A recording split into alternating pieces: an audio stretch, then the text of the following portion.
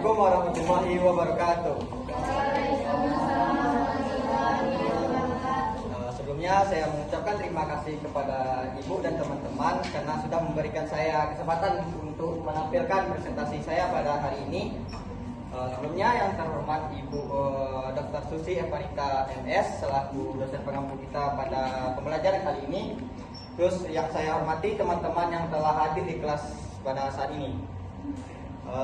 Perkenalkan, nama saya Faizal Al-Kadafi dengan NIM 23233039 dengan nomor absen 17.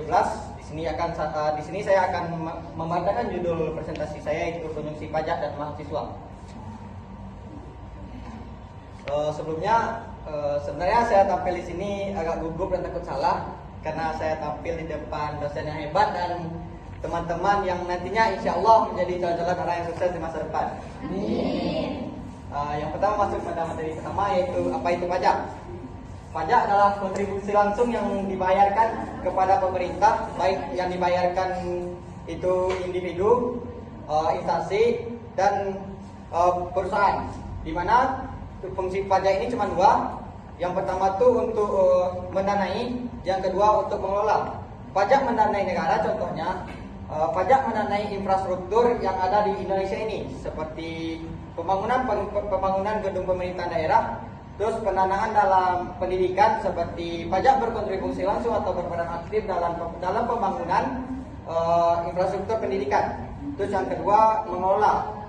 Maksud dari pajak mengelola negara ini seperti contohnya ketika orang-orang mau menjual rokok lah. Orang-orang mau menjual rokok tentunya tidak tersebar dengan begitu saja. Ketika orang tersebut menjual rokok, tentunya akan dikenakan pajak yang mereka bayarkan. Semakin besar penyebaran rokok tersebut, semakin besar juga dana yang dibayarkan untuk penyebaran tersebut. Lanjut, pentingnya pemahaman pajak bagi mahasiswa.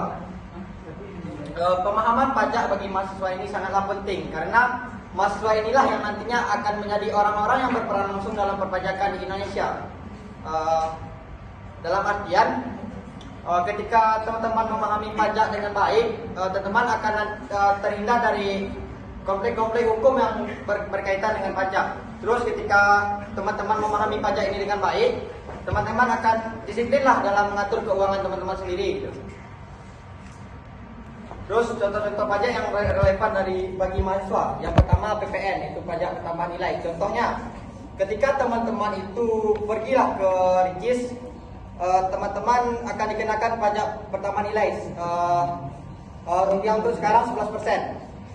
Sehingga pajak pertambahan nilai ini nantinya akan disalurkan kepada pemerintah daerah, yang nantinya pemerintah daerah akan menggunakan pajak tersebut dalam mendanai atau mengelola negara nantinya. Yang kedua PKB. Mungkin bagi teman-teman yang sudah memiliki motor di sini tidak asing lagi dengan kata PKB, yang kepanjangannya pajak kendaraan bermotor. Mungkin ini sangat relevan bagi mahasiswa. Ketika mahasiswa tidak ada PKB motornya, mungkin bisa dipertanyakan motornya gimana gitu kan. Habis itu PPH.